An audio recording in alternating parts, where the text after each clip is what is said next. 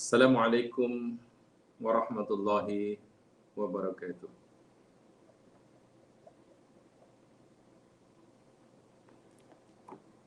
Innal hamdalillah nahmaduhu wa nasta'inuhu wa natubu ilaihi wa nastaghfiruh.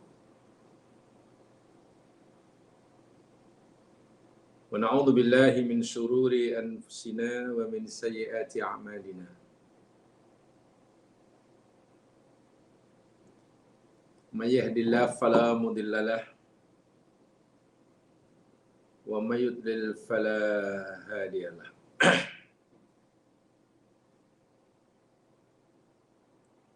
Asyhadu an la ilaha illallah wahdahu la syarika lah wa asyhadu anna Muhammadan abduhu wa rasuluh.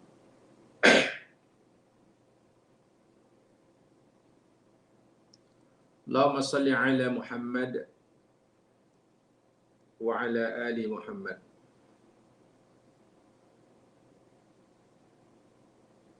Assalamu alayka ya Rasulullah. Assalamu alayka ya Nabiyallah. Rabbi shrah li sadri wa yassir li amri wahlul 'uqdatam min lisani yafqahu qawli.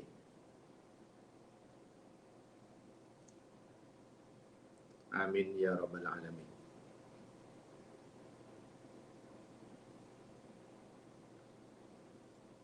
Muslimin muslimat yang dirahmati Allah sekalian,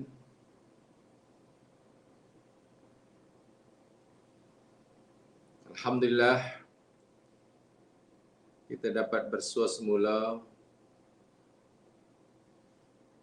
untuk kita menyambung kajian kita tentang kitab Bulughul Maram, kitab himpunan hadis yang dikarang oleh Ibnu Hajar Asqalani dan kita memakai syarahnya Subulus Salam yang ditulis oleh Imam As-Sun'ani.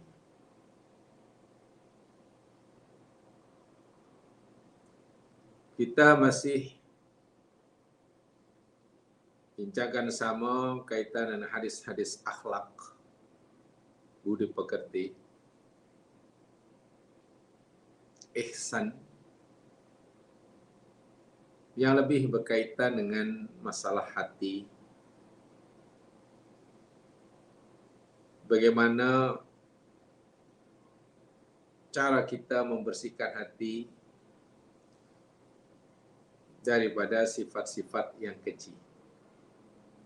Atau lebih tepatnya, bagaimana kita cara mengenal perangai, budi pekerti, tingkah laku yang buruk, akhlak yang tercela, yang sewajibnya seorang Muslim mengelakkan diri daripadanya. Ini penting apabila kita ingat sabda Rasulullah sallallahu alaihi wasallam, akhlak yang buruk, lebih-lebih lagi jika akhlak yang buruk ini merugikan orang lain,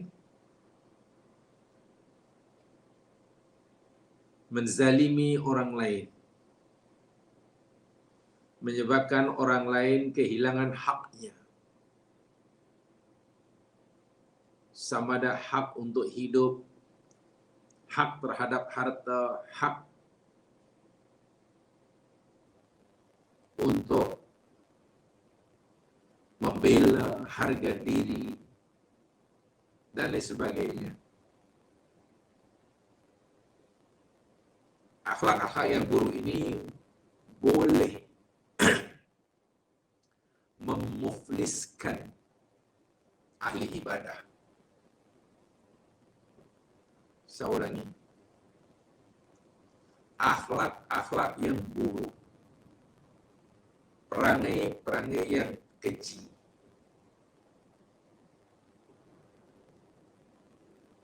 lebih-lebih pengenai ini merugikan orang lain. Apa Ustaz? Ada gangguan suara.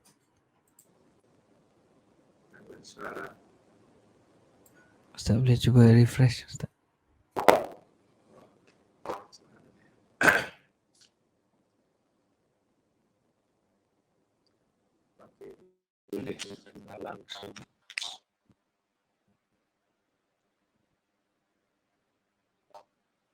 Dengar?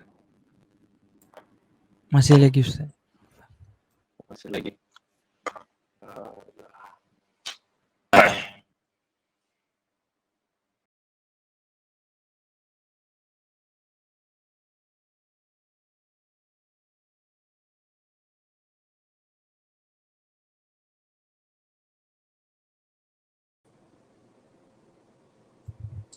Boleh Ustaz testing.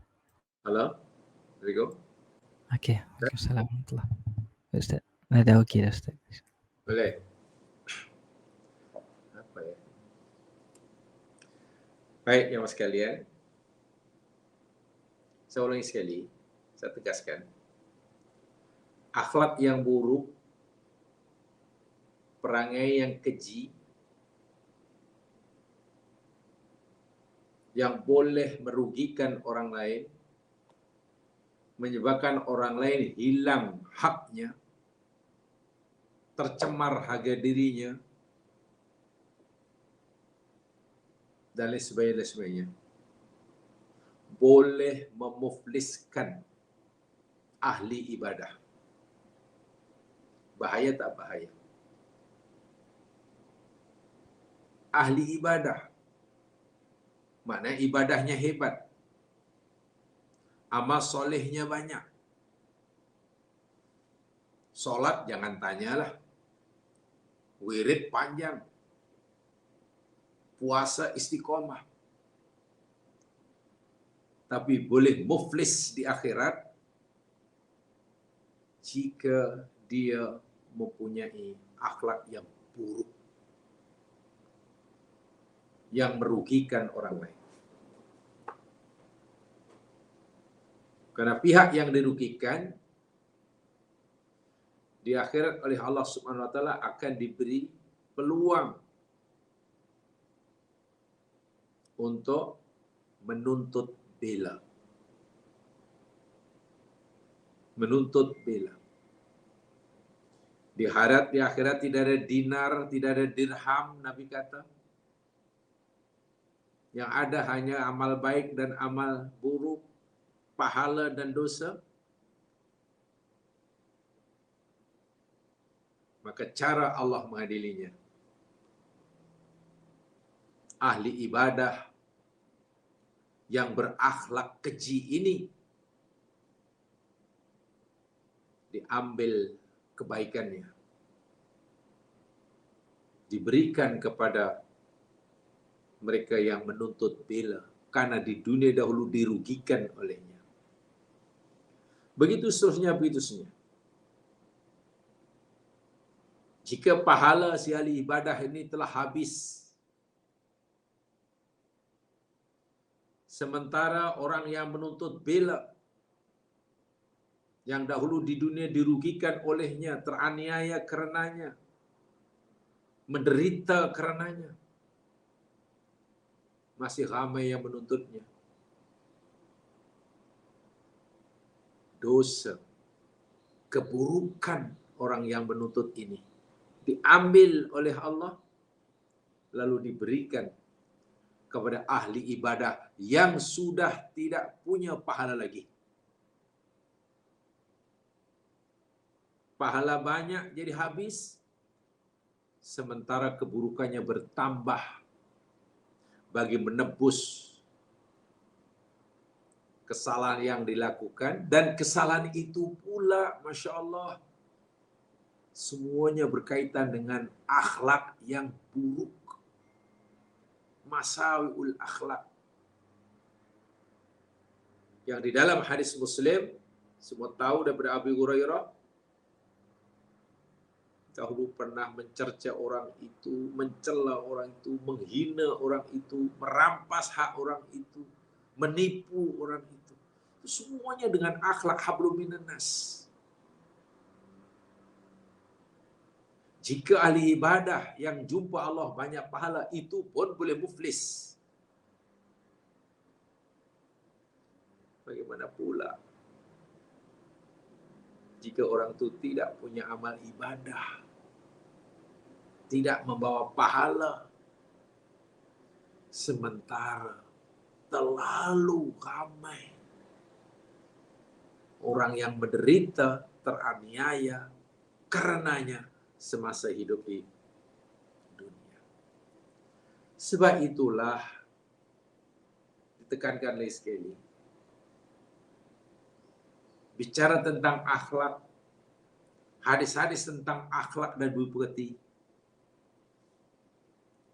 adalah hadis-hadis yang tidak boleh dipandang sebelah mata.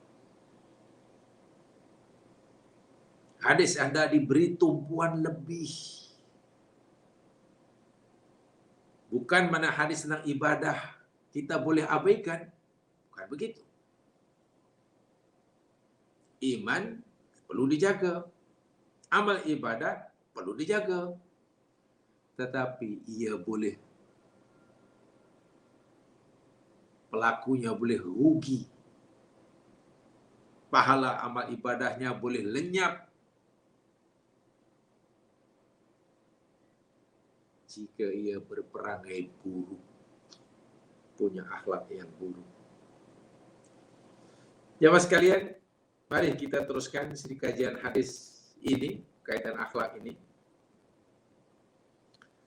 Dan hadis berikutnya yang kita pelajari, hadis yang keberapa ya? 1530 ke 1531. Saudara Ibrahim ingat? 1530 atau 1531?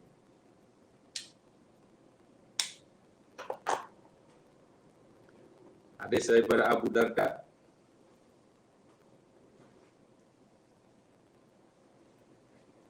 Yang mana? Ada yang terakhir yang kita pelajari, kalau tidak salah, yakni hadis daripada Abu Surmah, di mana Nabi bersabda, "Man darra musliman darahullah, wa man saqqa musliman saqqallahu alaihi." Betul ya, yang terakhir. Yang belakangnya betul. Hadis 1530.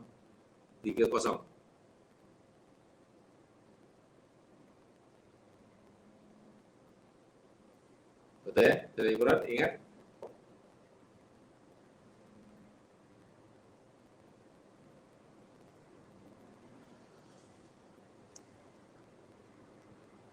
Coba ada yang mungkin respon, bagi tahu saya.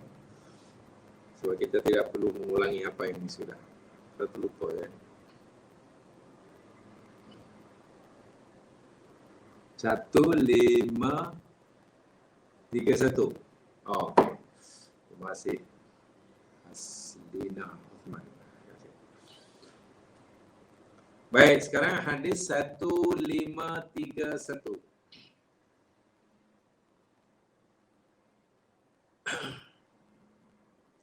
Bismillahirrahmanirrahim.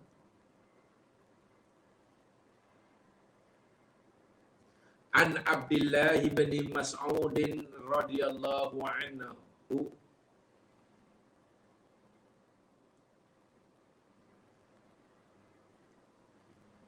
Laisal mu'minu bit-ta'an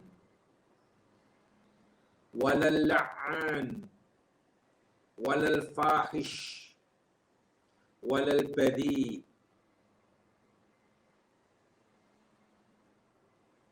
hasanahu sahahahu al-hakim tapi rajjaha ad-Daraqutni waqfahu. Terjemahannya, dan hadis yang diriwayatkan oleh Tirmizi juga sesuai dengan hadis sebelumnya, bersumber daripada sahabat Ibnu Mas'ud, Abdullah bin Mas'ud radhiyallahu anhu. Beliau menyatakan seorang mukmin bukanlah orang yang suka memaki hamun. Bukanlah orang mukmin itu orang yang suka memaki hamun orang lain. Bukan orang yang suka mengutuk orang lain. Juga bukan orang yang berkata kotor serta berperangai bertingkah laku buruk. Mari kita membuka diri kita, membuka hati kita untuk memahami hadis yang sangat-sangat luar biasa ini. Hadis ini berkaitan dengan akhlak atau perangai yang buruk yang punya kaitan erat dengan iman seseorang.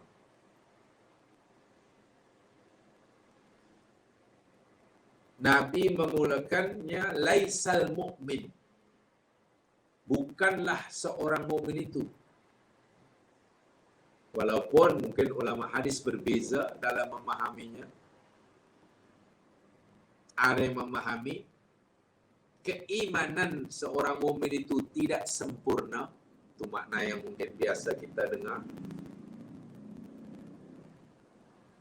Ada yang memahaminya seseorang mukmin, seorang itu tidak boleh disebut mukmin. Dia tak ada keimanan langsung. Kita ikut yang pertama, Ahli Sunnah wal Jamaah. Dan yang kedua itu, ya ini istilahnya mukmin kafir. Itu Mu'tazilah kan begitu ya, Khawarij begitu ya. Apapun, yang mana makna yang sebenar yang difahami ulama hadis, yang pasti akhlak yang disebut di dalam hadis ini semuanya buruk belaka. Kalaupun tidak menyebabkan hilangnya keimanan seseorang, sehingga status keimanan, keislaman seseorang itu hilang, yang pasti keimanannya tidak sempurna. Sebesar mana ketidaksempurnaannya, wallahu a'lam. Yang pasti tak sempurna. Jika seorang yang mampu beriman itu punya sifat perangai-perangai seperti berikut ini. Ta'an yang dinyatakan. Daripada ta'ana. Ta'ana itu mana asalnya yakni menikam. Ta'ana mana asalnya menikam. Yang menyakiti orang lah, memaki-maki. Maki hamun orang. La'an, suka mengutuk, melaknat. Berkata keji. Dan berperangai buruk. Mari kita jadikan hadis ini sebagai tanda aras. Sebagai parameter. Sebagai cermin bagi kehidupan umat Islam hari ini. Masih adakah atau sudah tidak ada sama sekali orang mukmin hari ini dalam pergaulan sehari-hari, lebih-lebih dalam usaha mereka memperebutkan kepentingan diri, sama ada kerana memperebutkan peluang perniagaan, memperebutkan kekuasaan, memperebutkan pengaruh, yang pasti kepentingan diri lah. Sudahkah orang mukmin ini bebas dari sifat-sifat seperti ini? Tak pernah memaki orang untuk mengalahkan lawannya, tak pernah mengutuk orang lain untuk mendapatkan apa yang diinginkannya, tetap bercakap sopan walaupun kepada orang yang mungkin dianggap sebagai saingannya. Coba hadis ini betul kita jadikan cermin. Sebab jika ia dilanggar, jemaah sekalian, Nabi kata laisal mukmin. Allahu akbar walillahil hamd. Laisal mukmin. Bukan orang mukmin. Jadi status keimanannya, keislamannya dipertikaikan oleh Nabi. Cacian, laknat, kata-kata kotor, lidah, keji, apa bahasa Melayu ya? Cabul. Bukan. Mencarut. Mencarut merupakan petaka yang besar yang dapat menyebabkan turunnya kemurkaan Allah Subhanahu wa taala. Bahkan dapat mengeluarkan seorang itu daripada daftar orang-orang soleh, orang-orang mukmin. Ni daftar orang-orang mukmin. Ni, 1, 2, 3, 4, 5, 6. Nama A itu ada, B ada. Tersenarai dalam senarai orang-orang soleh, orang-orang mukmin. Begitu ia melakukan cacian, kutukan, cercaan, hinaan, mulut celupar, mencarut, menyakiti orang sama dengan tindakan atau perbuatan, hanya karena berebut pengaruh, berebut kepentingan. Orang yang terkeluar daripada daftar, namanya terkeluar daripada senarai orang-orang mukmin. Ngeri tak ngeri? Mengerikan sekali. Mengerikan sekali. Jadi dah terkeluar namanya dari senarai orang mukmin, ya masuklah. Fasik paling tidak nama dia. Fasik. Baik, jemaah sekalian. Sebelumnya saya ingin sampaikan apa makna kalimat yang ada dalam hadis ini. Ta'an, la'an, fahish dan badi. Sedia maklum bahawa kalimat ta'an ini yakni wazan mubalaghah, fa'alun. Fa'alun. Macam kafara, kaffarun. Ghafara, ghaffarun. Satara, sattarun. Jadi la'ana, la'an. Wazannya fa'al. Ini wazan mubalaghah. Yang bermakna banyak melakukan. Jadi kalau ta'ana itu maki hamun, jadi orang yang banyak, sering kali maki hamun. Wa as-shakhsu alladhi yattasifu bi kathri sabbi wal aibi linnas. Seseorang yang sering kali mencela, mencerca dan menggelar dengan gelaran-gelaran yang mengaibkan orang lain. Itu ta'an. Orang yang banyak kali, sering kali mencerca, menghina dan memberi gelaran-gelaran yang mengaibkan kepada orang lain. Adakah tidak ada di negeri ini sesama muslim? Ya anggap saja tidak ada lah, mudah-mudahan. Mudah-mudahan negeri kita selamat, imannya semua selamat. Sesuka hati bagi gelaran yang mengaibkan. Itu ta'an. La'an, demikian juga. Wazan mubalaghah. Daripada ta'ana jadi ta'an, sekarang la'ana la'an. Sama. Untuk pada makna banyak atau sering, berulang-ulang. As-sakhsul ladhi yal'anun nas. Wa la'an ya sifatun mubalaghah. Wal maksuduna bi annahu sakhsu kathirul. Sering mengutuk, mendoakan, minta maaf ya, menghadap atas, mendoakan orang yang celaka. Allahu Akbar. Padahal tak berani nak ucapkan kita. Kita macam tak berani nak ucapkan. Minta maaf sekali, minta maaf. Ini betul-betul minta maaf terpaksa ya, masa beri contoh ya. Betul-betul minta maaf. Sekadar nak berikan contoh, katalah orang kadang marah pada orang lain, kalau pada saingannya, dianggap musuhnya, walaupun bersama Islam. Lalu kata dia, cilaka engkau. Cilaka engkau. Berat itu jamaah sekalian.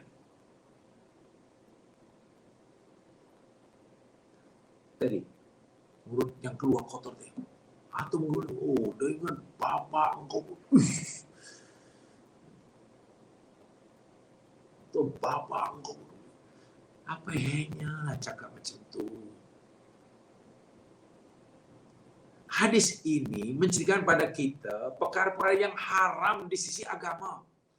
Tetapi orang begitu mudah melanggarnya. Apa kita fikir yang dilarang oleh agama itu hanya mencuri? Apa mereka fikir yang dilarang oleh agama itu tinggal solat? Apa mereka fikir bahawa yang berdosa itu bila ia tidak berpuasa pada Ramadan? Kenapa orang hanya merasa berdosa bila tak berpuasa bulan Ramadan? Tapi sikit pun tak merasa bersalah. Tak merasa berdosa.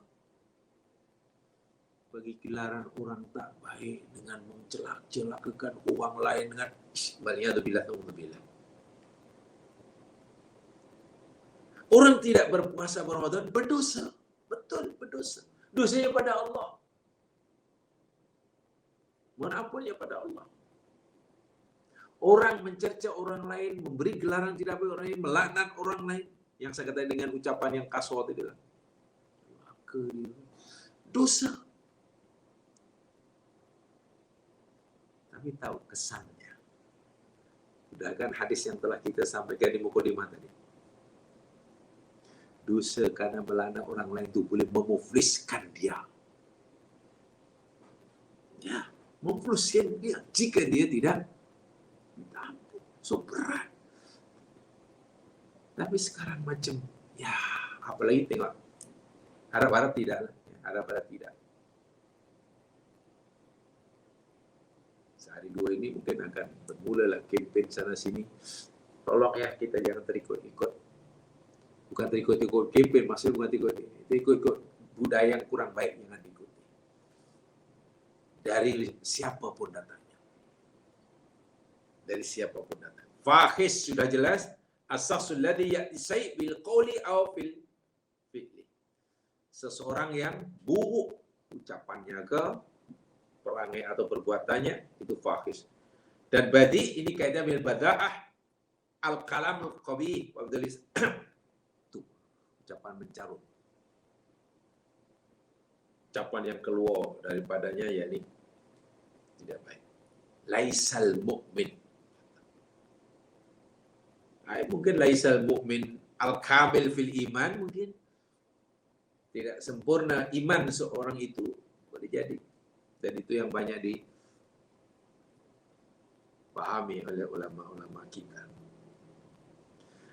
Maksudnya jemaah sekalian, laisal mu'minu bittu'ani tu'an kathir tu'an. Orang mukmin tak suka maki hamun orang lain. Wa yahtamilu ayyakuna al-murad bidzalika annahu yat'anu fil ansab. boleh jadi yang dia maki, yang dia kutuk, yang dia cela, yang dia apalah. Fil ansab boleh jadi dari keturunannya. Aduh, sedih. Mencerca orang. Fil ansab, kaitan dengan nasabnya. Alah, dia tu anak siapa? Dulu tahu tak tahu ni orang mana? Allahu Akbar walillahil hamd. Ngerikan sekali. Katakanlah minta maaf, sekali lagi minta maaf. Katakanlah mungkin untuk nenek moyang katalah orang yang tak baiklah, katalah tak baik. Sementara dia orang yang baik. Hanya karena kita tak suka dia, lalu kita memang patut tengoklah untuk nenek moyang dia. Dari mana asal usulnya. Allahu Akbar walillahil hamd. Dia baik hanya karena kita tidak menyukainya, lalu kita keji dia, kita bawa darah keturunan dia. Asal usulnya, nasabnya. Wa'iyadzubillah. Yang Nabi nyatakan, orang yang mencerca orang lain karena darah keturunannya, atau orang yang membanggakan dirinya karena darah keturunannya, merasa dirinya mulia karena darah keturunannya, melihat amalan orang lain, mencerca, menghina orang lain karena darah keturunan dia. Apa Nabi kata? Ini adalah min khisalil jahiliyah allati la tatrukuha ummatuhu min ba'di. Ini salah satu perangai bubuk jahiliyah yang mana umat Nabi Muhammad susah nak meninggalkannya. Nabi 14 abad yang lalu lebih yang sebelum wafat baginda Nabi ingatkan. Ada perkara-perkara jahiliyah, perangai jahiliyah yang umatku selepas persempenian aku nanti susah nak meninggalkannya. Bahkan ada yang istiqomah melakukannya. Satu, suka mencela orang karena nasabnya, darah keturunannya. Mencela orang karena garis keturunannya, membanggakan diri pun juga karena darah keturunannya. Itu perangai jahiliyah. Yang kedua, niyaha. Niyaha itu meratap lah. Itu dalam hadis yang lain ya. Dari hadisnya. Wa yahtamilu ayyakuna yad'anu fi aradin nas wa yaqa'u fihim taratan bil qadab wa taratan bi alwanil buhtan wa ma asbah dzalik. Fa hadha kulluhu min at-ta'. Menyangkut sudah menyentuh harga diri seseorang. Maknanya apa sajalah yang dikata pada orang lain yang boleh mencemarkan harga dirinya, muruahnya, nama baiknya, bahkan peringkat merugikan dia, sama ada merugikan daripada urusan ekonominya, merugikan dari peluang pekerjaannya, dan sebagainya. Gara-gara cercaan, cacian, gelaran yang ia berikan pada orang itu, sehingga orang itu dijauhi oleh orang lain. Coba. Orang lain terpengaruh sehingga tak mau lagi berkawan dengannya. Wa'iyadzubillah. Dan sekarang amat mudah itu dilakukan karena dengan ini kadang-kadang. Jangan sampai benda makhluk yang seperti ini kita jadikan alat untuk menhibahkan keburukan seseorang kepada dunia. Kalau kita kata memburukan, mencela kita itu pun sudah dosa.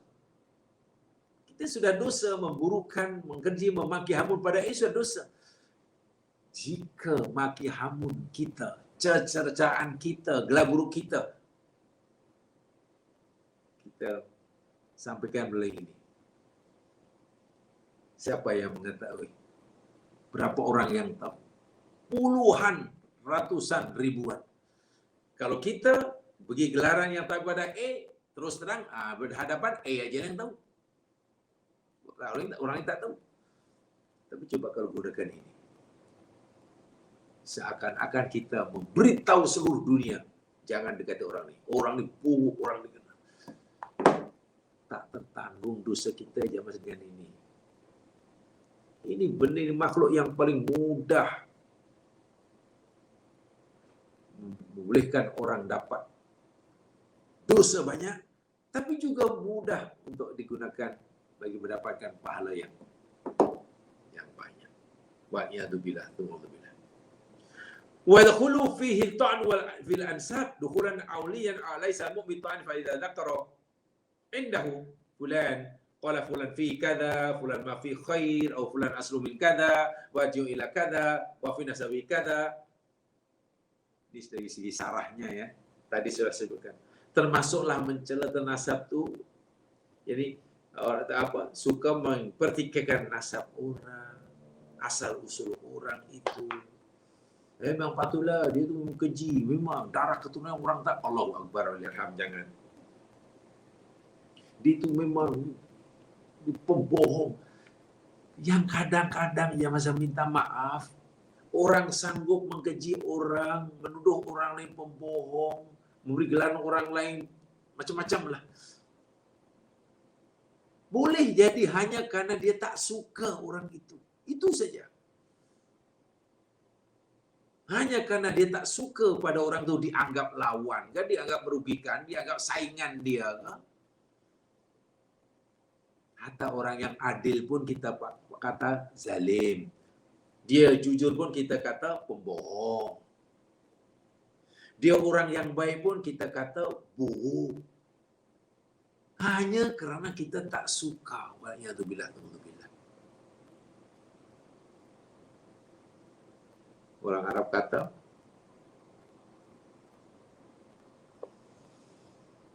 mu'ainur ridha an kulli aibin kalilah kama anna ainas sukhti tubdil masawiyah. Pandangan ridha akan membutakan seseorang itu daripada melihat cacat dan celahnya. Sebagaimana pandangan benci hanya akan memperlihatkan segala keburukannya. Artinya apa? Bila orang sudah suka kepada seseorang, bila orang sudah suka kepada seseorang, apa saja yang dilakukan baik belaka. Ya. Apa saja yang dilakukan baik belaka. Bila suka punya pasal, tak nampak langsung keburukannya. Yang nampak baik saja, maklum sudah suka. Sebaliknya bila orang sudah benci, tak suka, tubdil masawiyah. Yang nampak olehnya hanya keburukannya sahaja. Sebanyak manapun kebaikannya, lenyap. Itu bahaya. Jadi kadang-kadang orang memberi gelaran kepada orang lain gelaran tak baik, mengkeji, menghina. Bukan orang yang dihina itu hina betul. Haknya bukanlah hina, bukan buruk sangat. Hanya kerana dia tak suka orang itu sehingga keluar. Berapa banyak dosanya. Karena sifat dendamnya itu sudah dosa. Dengan itu mendorong lagi untuk bergelar. Dosa berganda-ganda.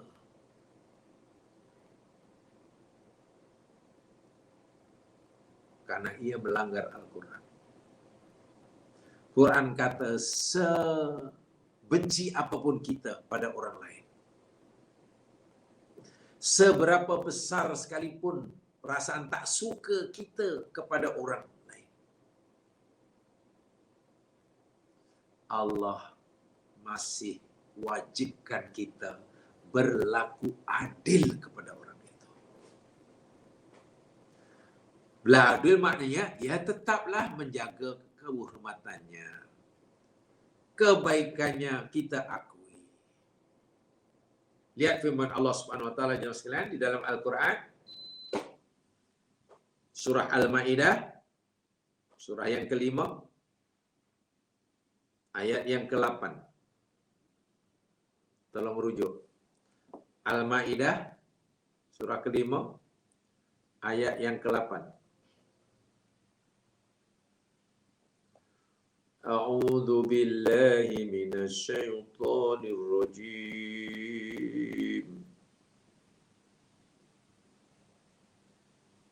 يا أيها الذين آمنوا كونوا قوامين لله شهداء بالقسط Ya ayyuhalladzina amanu, wahai orang-orang yang beriman, kunu, jadilah kamu qawwamina lillahi syuhada. Ini sebetulnya kalau tengok dalam tafsir itu begini ya, ayat ini kalau biasalah, kalau gunakan susunan biasa. Kunu qawwamina bil qisti lillah.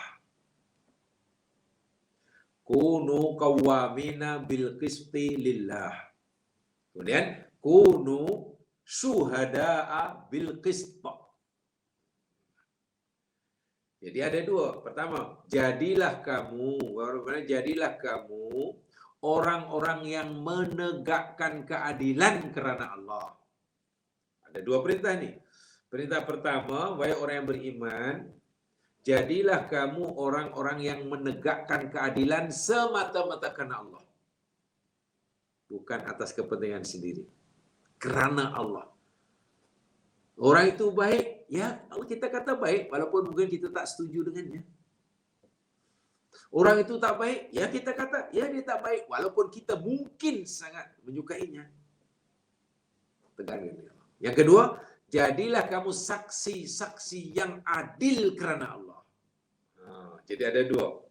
Tegakkan keadilan, tegan olehmu akan keadilan kerana Allah. Perintah kedua, jadilah kamu saksi-saksi yang adil kerana Allah. Itu ketentuan Allah, itu qada, itu sudah. Tak boleh ditawar-tawar lagi. Lalu Allah jelaskan, wala yajrimannakum syana'anu qaumin ala alla ta'dilu. Jangan sekali-kali menyebabkan kamu, mendorong kamu berbuat tak baik, berbuat dosa. La yajrimana, ingat ya jaramah. Jaramah itu kan, jerimah itu kan jenayah. Dosa, buat dosa. Jadi wala yajrimanakum, jangan sekali-kali mendorong kamu melakukan dosa. Apa dia? Syana'anu qaumin, oleh kebencianmu kepada satu kaum. Oleh karena kamu tak suka kepada satu kaum. Jangan hanya kerana kamu tak suka pada satu kaum menyebabkan kamu berbuat dosa terhadap kaum itu. Allahu Akbar. Jangan hanya kerana tak suka kamu, kebencian kamu pada seseorang menyebabkan kamu berbuat dosa kepada orang itu. Apa contoh buat dosa?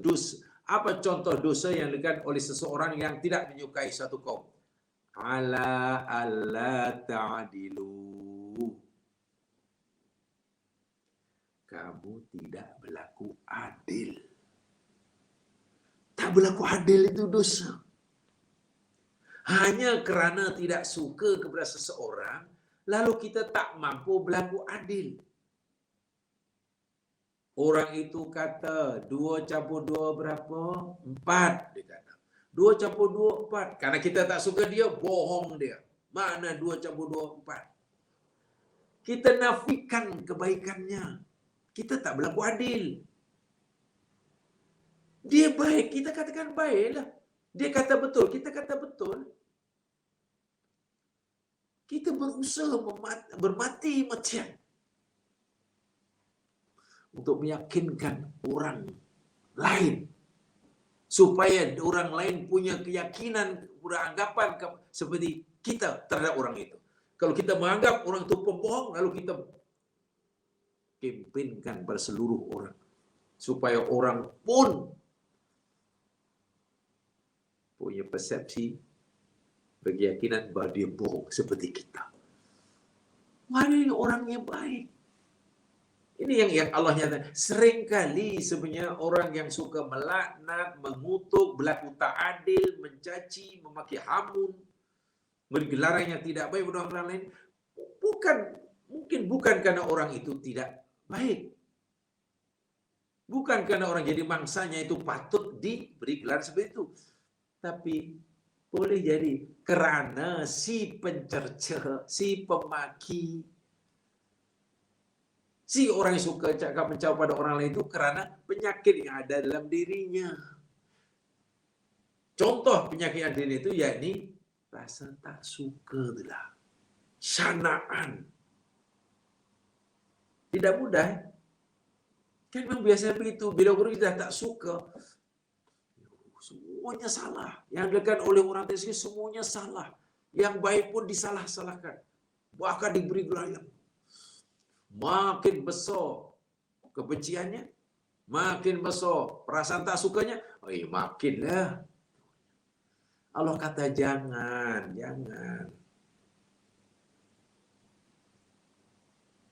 Sebenci apapun kamu kepada orang itu, sebesar manapun kamu tak setuju, tidak menyukai orang itu, janganlah menyebabkan kamu melakukan dosa terhadapnya. Dosa itu dosa apa? Kamu tidak berlaku adil. Sebenarnya Allah kata, i'dilu huwa aqrabu littaqwa. Berlaku adillah kamu. Karena berlaku adil itu paling dekat kepada takwa. Sesuatu yang membolehkan kita hampir dengan takwa, memanjat tangga-tangga ketakwaan, itu berlaku adil. Adil maknanya apa? Ya janganlah memaki dia, mencela dia, menjatuhkan harga hanya karena kita tak suka. Subhanallah. Sebaliknya itu tadi, ini mafhum mukhalafahnya. Kalau sudah suka pada seseorang,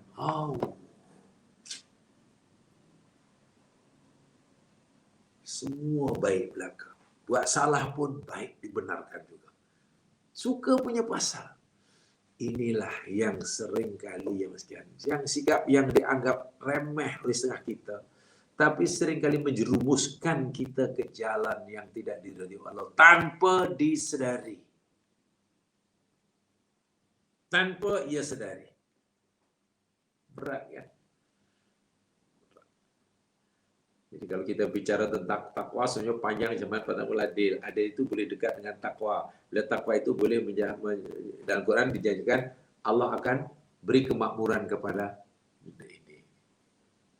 Bila semua orang berlaku adil, maka semua orang itu sudah hampir dengan sifat takwa. Bila sifat takwa ini sudah ada pada setiap orang di masyarakat, maka Allah akan turunkan keberkatan daripada langit dan bumi. Lau anna ahlal qura amanu wattaqau la fatahna alaihim barakatin minas samai wal ardh. Syarat untuk menciptakan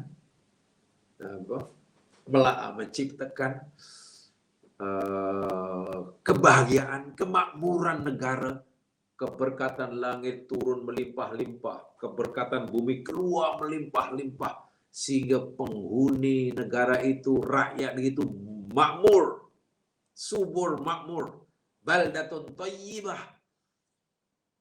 dan Allah ridha. Allah kata syaratnya iman dan takwa. Syaratnya masih iman dan takwa. Lalu ayat ini memberitahu kita macam mana nak bertakwa. Allah kata, berlaku adil kepada sesama, hatta kepada orang yang tak disukai. Maknanya kalau kita boleh menghilangkannya mas sekalian, budaya cela mencela, caci mencaci, kutuk mengutuk, maki hamun, cakap kasar, cakap mencarut. Bila budaya ini kita boleh redam, kita boleh hapuskan, maknanya negara itu, warga negara itu sudah mulai dekat dengan ketakwaan. Bila sudah dekat dengan Tuhan, makmur.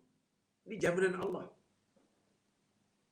Dan kemakmuran itu tidak akan ditarik balik karena barokat Allah kata. Berkat Allah tidak akan tarik balik. Tapi jika nikmat yang melimpah-limpah yang menyebabkan orang itu bergembira dan akhirnya ditarik balik, kalau itu nikmat yang melimpah itu bukan barokat lah. Datangnya kemakmuran yang dia kemarin karena bukan karena takwanya. Jadi ya kontradiktif lah, sangat kontradik.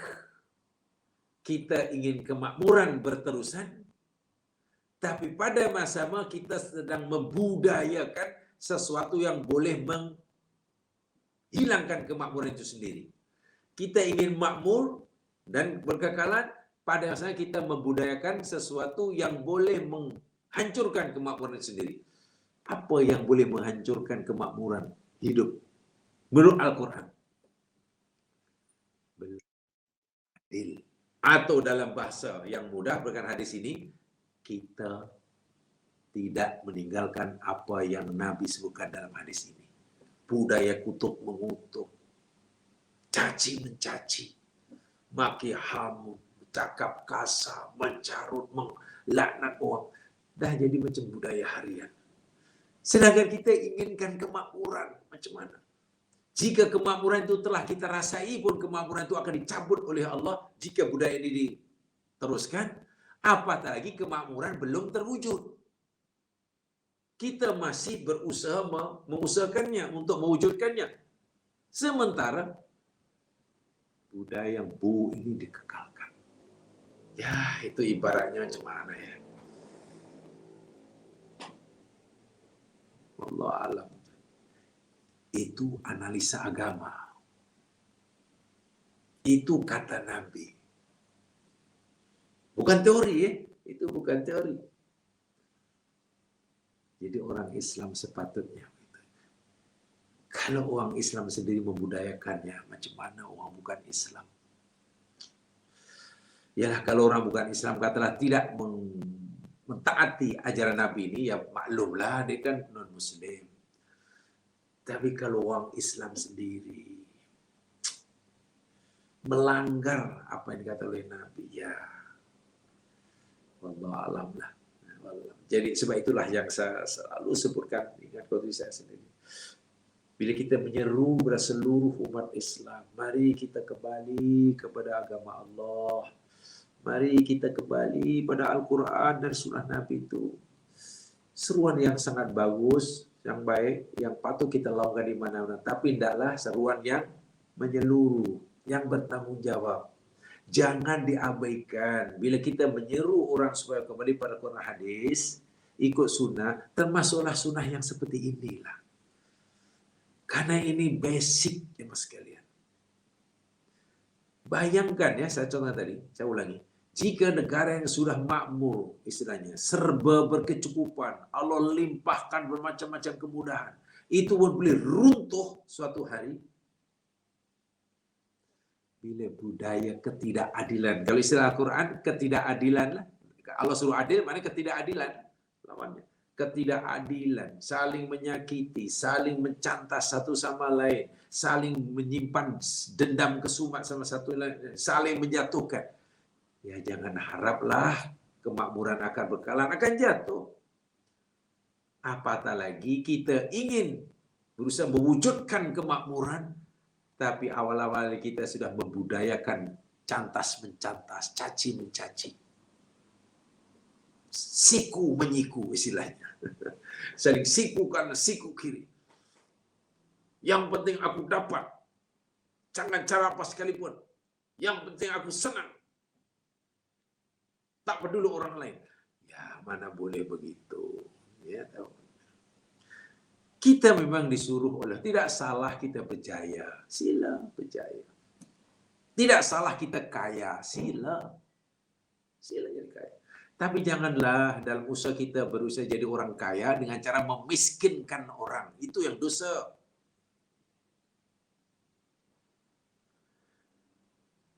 Kemiskinan itu sendiri, ya Mas kan, bukanlah suatu yang tercela secara otomatis. Kemiskinan itu sendiri secara otomatis bukanlah sifat yang tercela. Sifat yang tercela, yang terkutuk itu yakni pemiskinan. Tolong garis bawah itu. Bukan kemiskinan yang tercela, pemiskinan. Kemiskinan mungkin sentiasa ada. Karena Allah sendiri berfirman dalam Al-Quran, ada hambaku yang aku lapangkan rezekinya. Senanglah. Ada yang aku sempitkan. Miskinlah. Kemiskinan, miskin. Sentiasa ada. Sebab itu kita suruh tolong dia. Dengan zakat. Dia benda biasa. Tapi yang luar biasa, yang menyalahi agama, yang dikutuk oleh agama, pemiskinan. Bukan kemiskinan. Pemiskinan ini yakni usaha seseorang memiskinkan orang. Caranya macam-macam. Dihalang untuk maju di itu. Kalau berat itu ada, hancur negara ya sekalian. Hancur. Boleh naik jadi kaya, boleh. Tapi jangan memiskinkan orang. Kita boleh panjat ke atas, tapi janganlah pijak kepala orang. Kita ingin maju ke depan, sila maju ke hadapan, tapi janganlah dengan tolak orang lain ke belakang. Jangan siku kanan siku kiri. Sehingga melihat orang lain apa sama Islam bukan sebagai sahabat, bukan sebagai saudara, tapi melihat sesama muslim sebagai musuh dan saingan. Saingan nih. Saingan aku nih, selagu atau tidak. Allahu Akbar, walillahilhamd. Ngeri, sangat ngeri. Kalau kita menilai keadaan kita hari ini secara umumnya mas sekalian ya, berdasarkan parameter hadis ini, saya sangat mengerikan. Seakan-akan Nabi memberitahu kita baru minggu lepas. Seakan-akan. Karena begitu sangat-sangat signifikan. Sesuai sangat hadis ini. Bermakna jamaah sekalian, fal aslu fil muslim annahu yumsiku lisanah. Bisa baca sarahnya ya. Bermakna hukum asal pada dasarnya jamaah sekalian, seorang muslim itu hendaklah pandai menahan, yumsik itu menahan lidahnya. An la'ni ayyi makhlukin, daripada melaknat, mengeluarkan kata-kata keji dan kotor kepada semua makhluk. Ingat dalam hadis sebelumnya telah kita pelajari bagaimana seorang sahabat melaknat untanya. Untanya nampaknya sudah tidak patuh lagi, disuruh berdiri tak berdiri, disuruh jalan tak jalan ya, sudah dilaknat. Lalu Nabi suruh biarkan unta itu, kamu sudah melaknat dia, jadi kamu tak layak lagi untuk memanfaatkannya. Jadi pada dasarnya sifat mulia, sifat asasi yang paling dasar, yang paling basic, yang mesti dimiliki oleh orang muslim ialah kemampuan menahan lidah daripada melaknat, mencerca, mencaci. Dan seterusnya itulah. Berdasarkan hadis Nabi inilah, laisal mu'min bitta'an wal la'an wal fahis wal badi. Hadis itu sifat. Artinya kalau perangai-perangai buruk ini tak dapat dielakkan, ya mana mukmin itu tidak punya sifat dasarnya. Sifat yang asas tidak ada lah. Ibarat nak buat bangunan, foundation dia tak kuat, roboh itu bangunan. Roboh bangunan. Nak buat bangunan 3 tingkat, Foundation dia Allah Akbar, satu kaki. Itu pun bukan besi, bukan konkrit. Pakai pokok pisang. Runtuh bangunan. Dan betul. Bila sifat asah ini kata tidak ada, dia membudakan. La'an, ta'an, fakis, balik ini kata dibudakan. Lalu membuat bangunan apa? Solatnya rajin, sedekahnya rajin, umrah ulang alik pergi Makkah, ulang alik tiap bulan katakanlah. Malam qiyamul lail, baca Qurannya jangan tanyalah. Itu bangunan. Tapi ingat, aslunnya, foundationnya rapuh. Betul apa yang berlaku di akhirat? Nabi sabda, muflis. Macam mana orang rajin puasa, rajin sedekah, rajin baca Quran, rajin zikir boleh masuk neraka ni? Kalau orang tak punya ibadah masuk neraka tu senanglah cerita. Ini kuat ibadah dan ibadahnya diterima pula tu. Amal ibadahnya diterima. Masa meninggal ibadahnya diterima, pahala banyak. Jumpa Allah di akhirat pahalanya banyak. Orang itu pun mungkin sudah mulai berfikir agak-agak bilik nombor berapa di surga. Tiba-tiba dikisos oleh Allah. Dia dengan kisos di sana. Ya, ada kisos. Saya pernah mentafsirkan surah Fatihah, ya, tafsir Fatihah. Jadi saya beri tajuk dulu Samudra Al-Fatihah, berpuluh-puluh siri. Saya pernah cerita ada kisos di akhirat. Jadi kisah rupanya tadi ada orang menuntut itu tuh, ya Allah, ini dahulu pernah mencaci aku, ini dulu pernah menghina aku, dulu aku telah mencemarkan aku, telah menyusahkan aku, telah bla bla bla bla. Pahala kurang. Ketika pahala dah habis, yang menuntut masih ramai, dosa pula bertambah. Neraka dia muflisnya. Kenapa? Buat bangunan. Bangunannya cantik, tapi foundation tidak ada, runtuh. Itu ibaratnya. Satu di antara foundation dia. Di samping imannya maksudnya, di samping iman. Iman memanglah foundation yang paling tak boleh tidak, itu sudah akhlak. Bahkan orang yang mendakwa imannya kuat sekalipun, jika akhlaknya buruk, Nabi kata laisal mu'min. Ya, dalam hadis ini bukan laisal muslim ya, laisal mu'min. Ada yang memahami kenapa yang Nabi kata laisal mu'min, yang dinafikan keimanannya, bukan sebab Islamnya sudah lama hilang. Bangunannya tadi kan solatnya runtuh sudah. Licin pahalanya. Qiyamul lailnya itu Islamnya. Qiyamul lail itu kan Islamnya. Runtuh sudah, habis. Muflis. Imannya tak sempurna. Laisal iman. Tengok betapa pentingnya akhlak. Pentingnya menjaga lidah. Pentingnya mengawal perasaan suka tak suka. Karena begitu suka kepada satu golongan, sehingga golongan itu buat salah pun dibelanya. Nah, itu namanya asobiyah. Nabi kata asobiyah, salah juga. Saya rela melakukan apa saja demi engkau, walaupun kau salah. Oh, asobiyah. Dosa. Saya tak suka pada orang itu, benci yang sebenci-bencinya. Aku suka dia susah, aku suka dia dibinasakan. Walaupun orang itu baik, tapi bisa itu karena kebenciannya. Salah juga. Kena adil. Allah kata, i'dilu, adil itu tengah-tengah. Sikapnya tengah-tengah. Dia hanya condong, dia hanya cenderung kepada kebenaran. Itulah adil. Adil ini orang yang hatinya hanya condong, cenderung kepada yang benar. Sudah. Siapapun orangnya. Walaupun kebenaran itu datang daripada orang yang tidak disukainya, ia akan terima. Walaupun ia datang daripada orang yang tidak disukainya. Kebatilan Ditolak. Walaupun ia disampaikan oleh orang yang paling disayangi sekalipun. Itu adil. Nah, menegakkan prinsip seperti ini dalam berbangsa dan bernegara, dalam bermasyarakat, tidak mudah. Tidak mudah. Boleh jadi nanti bila sholat, berkumpul di masjid yang sama. Boleh jadi.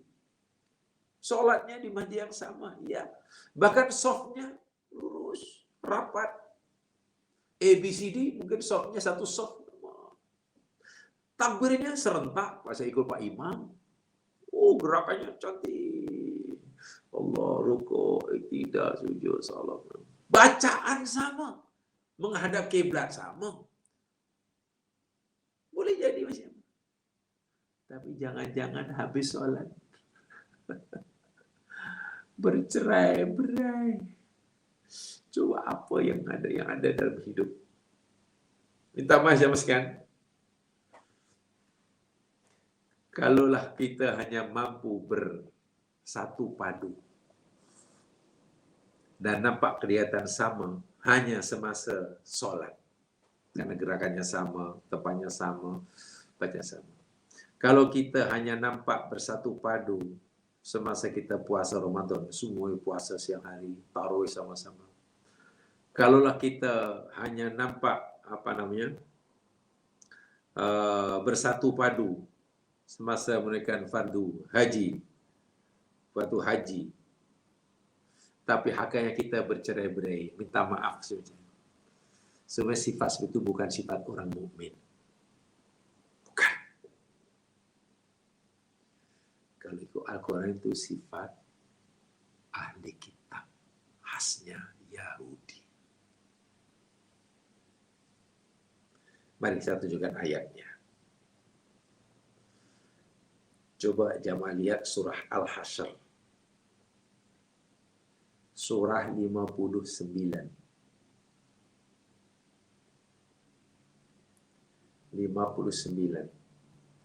Ayat 14. 59:14.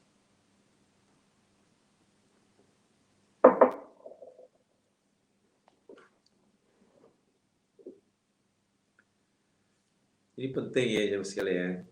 Sangat-sangat penting. Terus terang, hadis-hadis akhlak termasuk hadis yang mestinya kita beri tumpuan di samping hadis-hadis yang lain. Walaupun sebetulnya semua hadis itu wajib kita beri tumpuan, gitulah maksudnya. Tapi hadis-hadis akhlak hendaklah kita beri tumpuan lebih. Karena tidak mudah mengamalkannya oleh sebab ia berkaitan dengan hati. Jadi kalau kita tidak beri masa lebih, tumpuan lebih, nanti susah kita nak mengamalkannya. Hadis-hadis ibadah juga beri kita tumpuan, tapi relatif lebih mudah mengamalkannya. Puasa hari Senin boleh puasa atau tidak ya? Boleh puasa. Kenapa? Ya karena ada contoh daripada Nabi dan ya sudah puasa. Kan selesai jangan sekarang. Hari Senin Nabi suruh puasa, lalu kita bilang, sudah selesai. Macam mana ya puasa itu? Ya puasa ya sudahlah, you tak makan, tak minum, bermula pada terbit fajar, ya itu pada matahari, sudah selesai.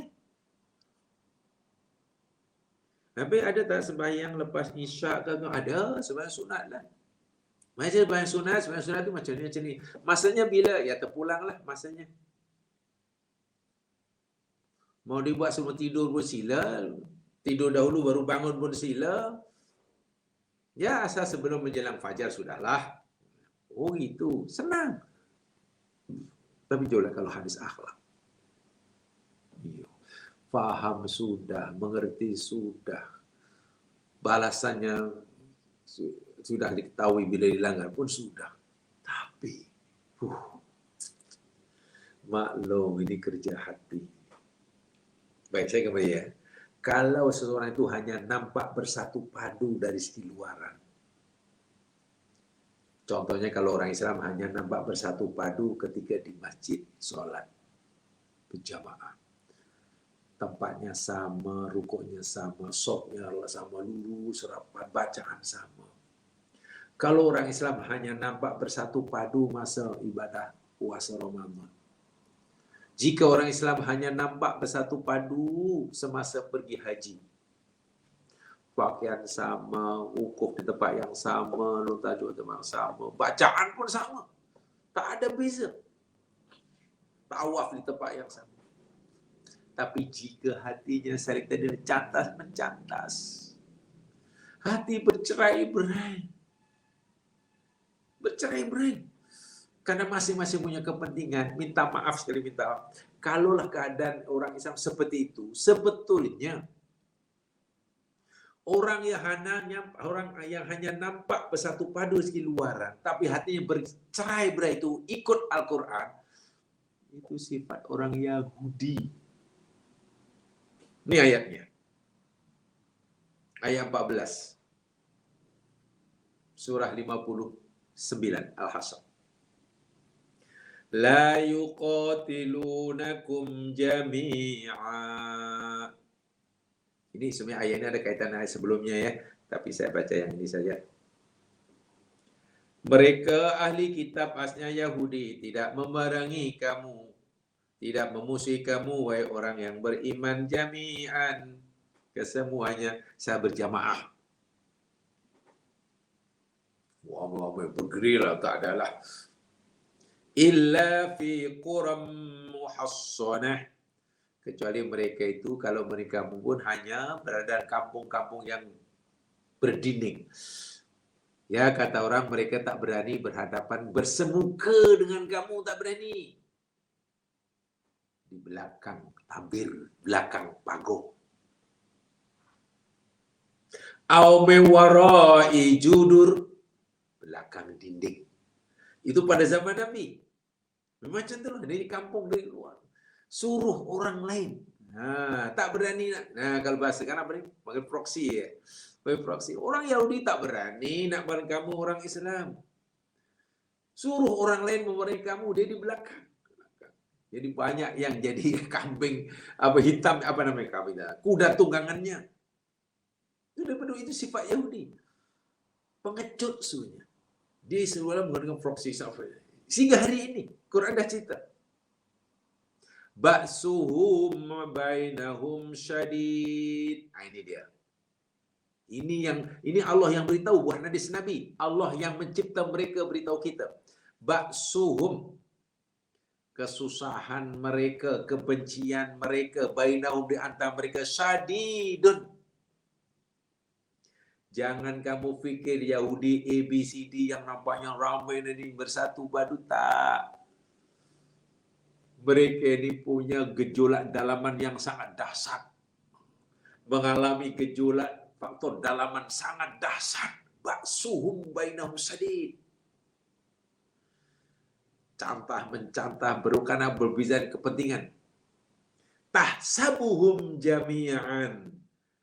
Muhammad, tahsabuhum jami'an. Engkau menyangka mereka, menduga mereka, engkau fikir mereka itu jami'an, bersatu padu. Mungkin kamu fikir, Yahudi ini bersatu padu sungguhlah. Punya fikrah yang sama, beragama yang sama, bersatu tenaga melawan kita. Kau fikir macam itu, nampaknya mereka pandai menampak itu. Dari segi zahir, jami'an. Tapi, wa qulubuhum syatta. Astagfirullahaladzim. Sedangkan hati-hati mereka syatta. Syatta itu mutafariqah. Bercerai-berai. Atas faktor kepentingan masing-masing. Dalika bi annahum qawmun la yaqilun. Jadi hakikatnya Yahudi pada zaman Nabi, yang musuh Nabi itu sebenarnya sangat lemah hakikatnya, tapi mereka pandai menutupi kelemahan dia. Dari segi luaran aja nampak, wah, bersatu padu, hati mereka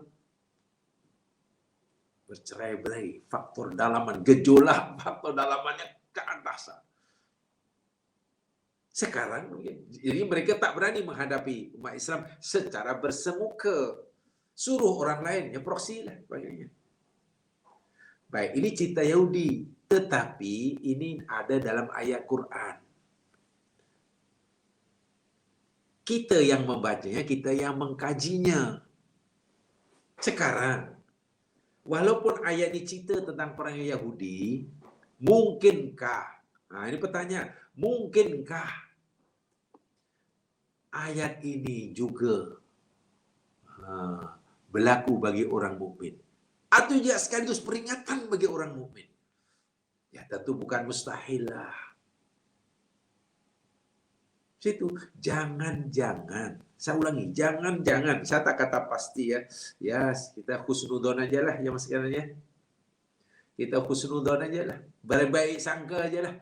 Kata sesama muslim ini. Walaupun kadang tidak mudah berbaik sangka. Contoh dalam ayat ini. Jangan-jangan perkara ini pun melanda umat Islam di dunia atau paling tidak di negara kita lah. Nampaknya orang muslim bersatu padu, seadanya sama, Qurannya sama, solat 5 waktunya sama, bila Jumat semua pergi masjid yang sama, rakaat zuhurnya juga sama-sama 4 rakaat, sembahyang zuhurnya sama-sama 4 rakaat. Wah, harinya serentak, tak kira umat Islam fahaman apa, serentak. Hajinya sama, rayanya sama. Bahkan bila di masjid solatnya rapat. Tapi jangan-jangan, ini hanya jangan-janganlah, mudah-mudahan tak berlaku. Jangan-jangan hatinya bercerai-berai.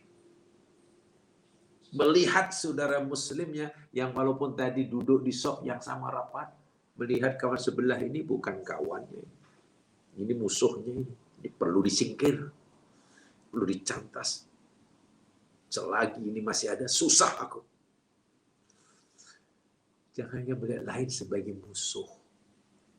Sehingga menjelek-jelekkan nama dia, memburuk-burukan nama dia, mencaci saudara muslim, menjatuhkan harga diri orang muslim, tidak lagi dianggap sebagai satu dosa dan kesalahan. Coba apa yang berlaku. Jadi hadis ini sepatutnya menjadi moto, menjadi slogan bagi setiap kita muslim. Tak boleh, itu tak boleh.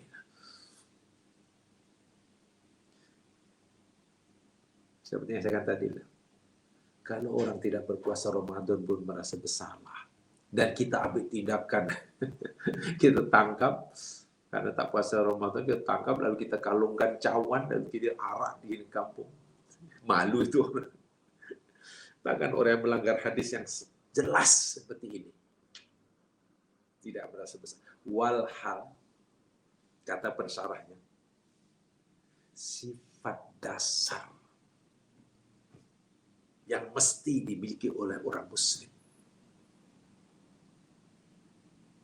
Jika muslim ingin bahagia dunia akhirat, ingin hidup harmoni, ingin rezeki Allah melimpah-limpah, keberkatan langit melimpah-limpah, bumi keluar melimpah-limpah, mesti bertakwa. Dan syarat takwa, basic takwa itu, inilah. Tidak melanggar, mesti pandai menjaga lidah dan perbuatannya. Kalaupun orang mukmin dibenarkan melaknat, ya mas sekalian. Saya ulangi. Kalaupun orang mukmin ini dibenarkan mengeluarkan kalimat laknat, minta maaf kalau bahasa Bali mungkin lanat ya, laknat atau celaka kaumnya. Ya, betul dibolehkan. Tetapi diharuskan kepada orang non-mukmin yang bersifat umum. Contohnya, laknatullah al-kafirin. Boleh. Boleh. Celaka, laknat bagi orang kafir. Boleh.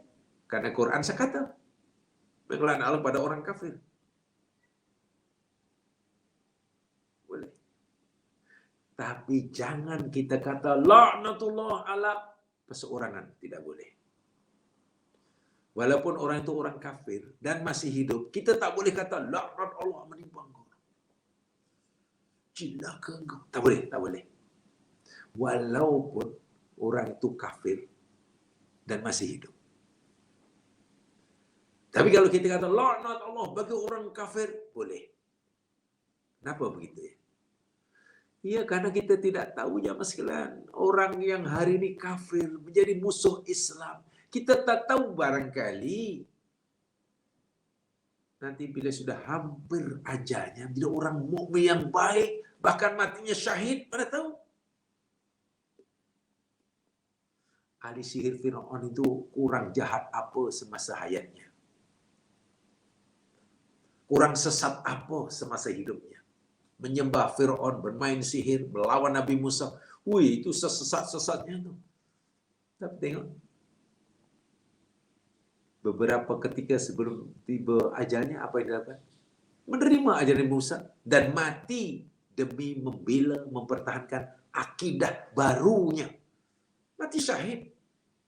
So itu tak boleh. Tak boleh kita kata laknatullah celaka engkau pada perseorangan, tak boleh ya. Yang masih hidup. Kepada secara umum boleh laknatullah pada orang kafir. Kepada seorang kawan baru dibolehkan jika orang itu mati dalam keadaan kafir. Dah jelas matinya kafir, boleh sebut namanya. Abu Lahab itu orang kafir, matinya mati kafir. Kita boleh kata Abu Lahab laknatullah alaih, boleh. Boleh. Abu Jahal laknatullah alaih, boleh. Boleh. Kenapa? Karena dia mati dalam keadaan kafir. Tak jelas Allah laknat. Tetapi, jika sekiranya Abu Lahab masih hidup, Abu Lahab masih hidup waktu itu, Abu Lahab laknatullah alaih, tak boleh, tak dibenarkan dalam Islam. Apa tadi? Pada orang mukmin. Kalau kepada orang bukan mukmin pun kita tidak boleh melaknat dia, tidak boleh mengutuk dia, tidak boleh memberikan kecelakaan kepada dia. Apalagi kepada orang mukmin. Itu kaidahnya. Itu kaidahnya. Jadi ini sesuatu yang bagi saya sangat-sangat berat. Sangat-sangat berat. Pada orang kafir boleh, tapi bersifat umum tadi dia kata la'anallahu la'natullahi 'ala yahud, boleh. Allah melaknat orang Yahudi. Sila, Allah sendiri kata dalam Quran. Allah melaknat Yahudi. Tapi jika ada seseorang itu Yahudi, perseorangan ya, namanya A mamanya. Kita boleh kata laknat Allah atas engkau A, tak boleh. Karena dia masih hidup dan kita tak tahu nanti akhir hayatnya. Dan seterusnya, dan seterusnya. Gitu ya. Jadi apatah lagi sesama Muslim. Sesama Muslim lagilah kita tidak dibenarkan. Tidak dibenarkan. Subhanallah. Imam Ahmad berkata, Sa'alahu ibnuhu Abdullah. Ahmad bin Hanbal pernah ditanya oleh anaknya. Imam Ahmad bin Hanbal pernah ditanya oleh anaknya yang bernama Abdullah. Abdullah bin Ahmad. Bertanya kepada ayahnya. Ahmad bin Hanbal. Ayah, atuhibbu Zaidan? Atuhibbu Yazidan? Wahai ayahku, ayah suka ke Yazid bin Muawiyah? Putra Yazid bin Muawiyah dia mengatakan, ya, Muawiyah itu khalifah pertama Bani Umayyah kan. Anaknya Yazid itulah yang ada masalah dengan keluarga Nabi, keluarga Ali itulah. Yazid bin Muawiyah kan terkenal. Ayah suka ke, mensukai ke Yazid itu? Yazid bin Muawiyah maksudnya. Wala. Wahai yuhibbuhu mu'min? Dia bertanya, adakah seorang mukmin menyukainya? Afala tal'anuhu? Ataupun tidakkah engkau melaknatnya? Engkau seorang muslim, ayah. Adakah seorang muslim menyukai Yazid? Sebab Yazid dalam pandangan anaknya ini tak patut disukai, tak patut dicintai. Afala tal'anu? Ayah tak melaknat dia ke? Yazid itu punya perbuatan yang tak elok. Kenapa ayah tak melaknat dia? Apa kata Ahmad bin Hanbal? Ya, mungkin Yazid bin Muawiyah melakukan kesalahan yang besar. Betul, sebagai orang muslim.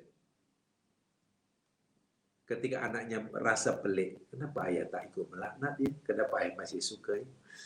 Ahmad bin Hanbal, seorang ulama yang hebat, dia menjawab, wahai ra'aita abaka la'anan. Hai anak kesayanganku, adakah kau pernah melihat ayahmu ini sebagai pelaknat? Atau bahasa yang lebih tegas, adakah kamu suka bila kamu punya ayah bergelar pelaknat, pengkutuk, pencaci? Masya Allah. Itu dalam kitab yang seperti udah Ghadaul Albab. Ghadaul Albab, syarah Mandumatul Adab. Artinya, karena dia itu mukmin anakku. Yazid bin Muawiyah itu mukmin. Adapun tindakannya yang salah memang salah lah. Tapi tidak boleh hanya karena kesalahannya lalu kita menjatuhkan hukum laknat Allah atas. Tak boleh lah anakku. Masya Allah. Beradab sungguh Ahmad bin Hanbal. Kita mudah kadang-kadang. Saudara mukmin itu taklah sampai melakukan dosa sebesar itu. Ya, hanya si orang mukmin itu dianggap sebagai saingan, itu pun sudah dicacinya, dimakinya. Hanya tubillah. Ya mas sekalian, mungkin itu saya sampaikan. Masih ada beberapa perkara yang perlu tambahkan berkaitan hadis ini. Yang benar-benar Allah jua, insyaAllah kita akan tambah pada kesempatan yang lain. Mudah-mudahan diberkati bisa kita begini. Subhanakallahumma bihamdika asyhadu an la ilaha illa anta astaghfiruka wa atubu ilaik. A'udzu billahi minal insani fi khusr illa alladziina aamanu wa 'amilus shalihaat tawassaw bil haqq tawassaw bis sabr. Assalamualaikum warahmatullahi